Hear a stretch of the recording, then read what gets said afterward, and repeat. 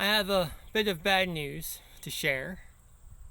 My greenhouse is dying.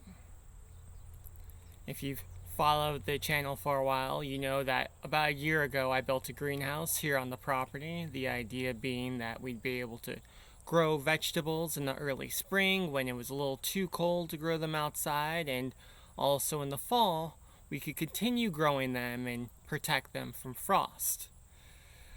The problem is that when I built the greenhouse, I was fairly obsessed with the idea of building a strong wooden frame. I didn't want to build something that would fall over. That would be embarrassing. So I spent a lot of time learning about racking forces and angle braces, king studs, things of that nature. And in terms of building the frame, I was successful. We've had some pretty severe storms come through here, and it hasn't fallen over yet. Unfortunately, I spent almost no time researching the plastic that goes around the greenhouse. I just bought the cheapest stuff available that would fit. And that's a problem because there's actually special greenhouse plastic you're supposed to buy that's UV resistant and tear resistant, etc. The idea being that it'll hold up under the elements for several years. Because I did not buy that special plastic, we're starting to get tears all over the greenhouse. Some are smaller, about an inch, some are as long as a foot. So, every day now, part of my chores is to go out, inspect the greenhouse, and use duct tape to repair any tears that I find. It's not a huge deal. Obviously, next year I can replace the old crappy plastic with the right stuff, but this late in the season, it's not really worth it to take it all down, put the new stuff on just for another month and a half of growing.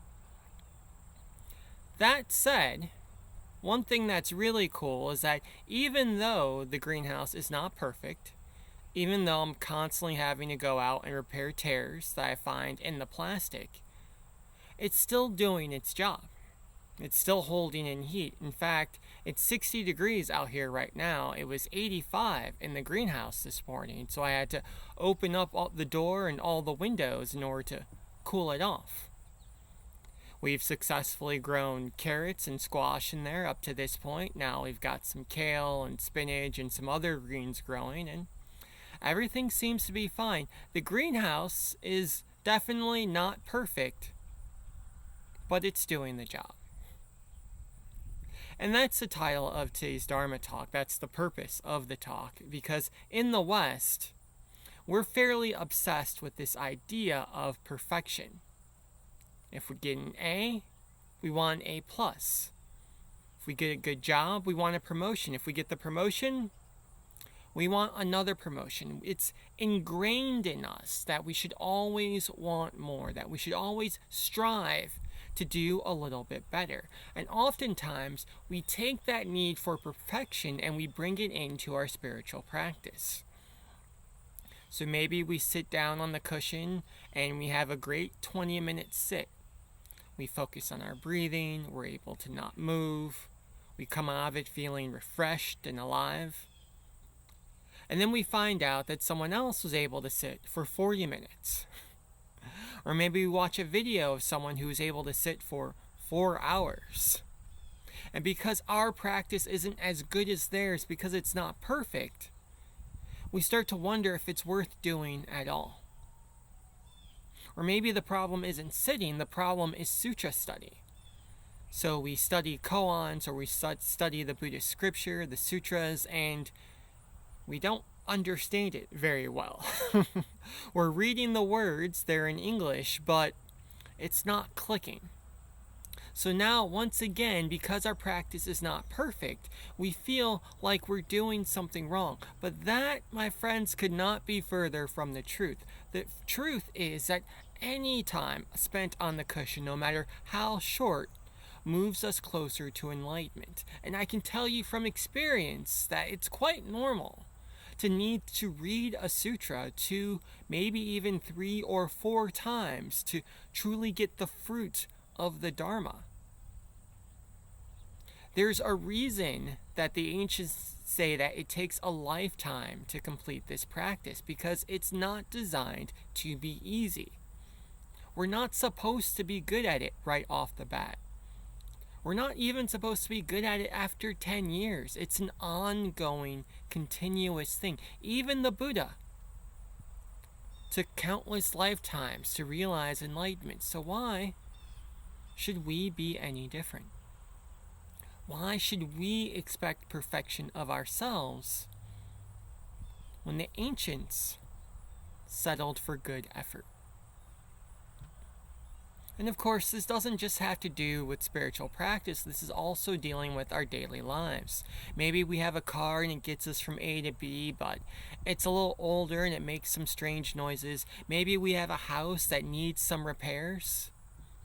But instead of striving for perfection, what if instead we focused on the fact that we have a car that gets us from point A to point B? No, it's not perfect, but like my greenhouse, it does the job. What if instead of focusing on the things that are wrong with our house, we focus on the fact that it keeps us dry when it rains and it keeps us warm at night when we wake up to go use the restroom? Again, it's not perfect, but it does the job. We should not strive to be perfect. We should not even strive to be good. Rather, the focus should be on being good enough, being serviceable, getting done what we need to get done. I would argue that perfection, to put it frankly, is for wimps. Because perfection is rooted in this idea that we are not good enough. It's rooted in a certain anxiety that we must do a little more, be a bit more, to be better than the person next to us, to be better than ourselves. The person who strives for perfection cannot be satisfied with an A because they want an A+.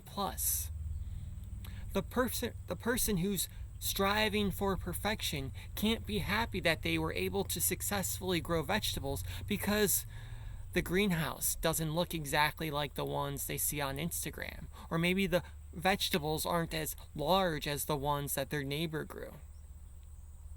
The person striving for perfection can never be happy with their daily life because they're always looking at someone else's daily life and trying to determine how they can be better than that other person. Perfection is the enemy of happiness. Instead of trying to be perfect, my friends, just strive to be good enough. Strive to get the job done. Be serviceable. Be the greenhouse with some tears in it. Be the house that keeps you dry even though it needs some repairs. Be the car that gets us from point A to point B. If we do that, life will be a lot simpler and happier, both for ourselves and for others. Amitabha.